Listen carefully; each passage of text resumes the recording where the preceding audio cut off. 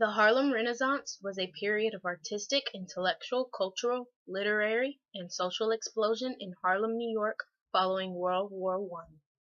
It was named the New Negro Movement after the American philosopher Alain Locke's anthology The New Negro, which became the manifesto of the New Negro Movement. The Harlem Renaissance was the center of black culture. Locke simplified that through art, Negro life is seizing its first chances at group expression and self-determination. Harlem was the Mecca to which black writers, scholars, poets, artists, musicians, and photographers traveled. Spanning from 1917 to 1935, the movement in Harlem worked to influence blacks and whites who were fascinated by the aesthetic, art, music, and writing. Louis Armstrong, musician.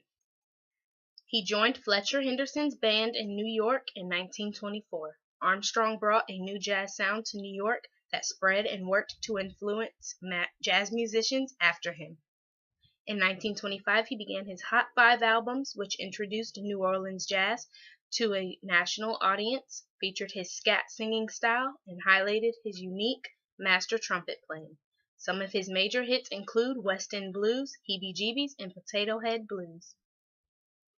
James Weldon Johnson, a composer, social critic, diplomat, and civil rights activist. He was a co-writer of Lift Every Voice and Sing, a poem set to music that is now recognized as the Negro National Anthem.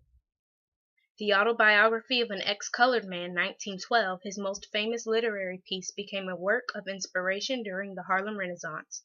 Poetry Corner, or column, was published in 1922 as the Book of American Negro Poetry and became a major addition to the movement in Harlem, along with the Book of American Negro Spirituals, 1925, Seven Negro Sermons in Verse, 1927, and God's Trombones, 1927. Langston Hughes. James Mercer Langston Hughes was a poet, playwright, essayist, librettist, novelist, and translator. He became a major contributor to the Harlem Renaissance while still in college. He believed that art should illustrate the culture and experiences of black folk. His poetry included images of urban working class and rural blacks, and his writings celebrated the genres of blues and jazz. His writings on the Harlem Renaissance include The Weary Blues, 1926, Fine Clothes to the Jew, 1927, and Not Without Laughter, 1930. Alain Locke. Leading black scholar during the early 20th century and an important supporter of the Harlem Renaissance, he was the first black to win the Rhodes Scholarship and is known as the originator of the Harlem Renaissance. He was nicknamed the father of the Harlem Renaissance. His emphasis was on values, relations, and diversity.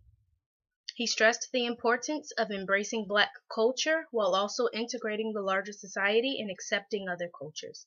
He served as a mentor, promoted African American writers and artists during the Renaissance, and his published work on African American theater, music, art, and poetry focused on African American identity. His works on the Renaissance drew the attention of blacks and whites as they communicated the potential of the Harlem culture. W. E. Du Bois. William Edward Burghardt Du Bois was a journalist, social critic, activist, essayist, educator, and scholar. He was the first African American to earn a Ph.D. at Harvard University, and his doctoral thesis, The Suppression of the African Slave Trade in America, was the first book published by a Harvard University press in 1896. He was the co-founder of the National Association for the Advancement of Colored People, the NAACP, and served as editor of its magazine The Crisis until 1935. John Toomer, writer and a poet. His 1923 publication of Cain entered him into the literary movement in Harlem. Cain was a collection of linked character sketches, short stories, and poems that addressed various themes, such as the effects of urbanization and industrialization on black people and social stratification in the African American communities. Rudolph Fisher, a writer, physician, music arranger, and orator. He published in many medical journals as well as magazines, such as Red Book, his literary works, which led to him becoming one of the first Renaissance writers to enter the mainstream press. City of Refuge, his first short story, depicted the issues Southern African Americans faced in the Black Society of Harlem, New York, and was published by the Atlantic Monthly in 1925. One of the black papers that his works were published in was the Crisis magazine. He was rewarded the Spingarn Medal for his short story High Yaller in Crisis, which detailed color consciousness among blacks. The Walls of Jericho, which portrayed life in Harlem, was his first novel and was published in the year of 1928. Zora Neale Hurston, a writer and an anthropologist from the Harlem Renaissance to the Civil Rights era, she was a student of Alain Locke and Montgomery Gregory. John Redding Goes to Sea, a short story, was published in Howard University's literary magazine Stylus in 1921. Her second and third short story, Drenched in Light 1924 and Spunk 1925, were published in Opportunity magazine. In the late 1920s, along with Hughes and Wallace Thurman, Hurston edited the magazine Fire. Again in collaboration with Hughes, Hurston wrote her first play, Mulebone, a comedy about black rural life. Countee Cullen, a writer, poet, and editor.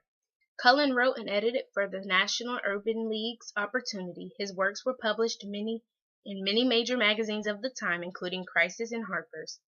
Colors, his first collection of poems, was published in 1925, which placed him in the midst of the Harlem Renaissance. His conventional approach to poetry differed from other major poets and writers of the movement. He worked to represent the more respectable aspects of African American life, and did so in poems such as Yet Do I Marvel and Heritage. Jessie R. Fawcett. Jessie Redmond Fawcett was known as the midwife of the Harlem Renaissance and was a well-known novelist, poet, and essayist.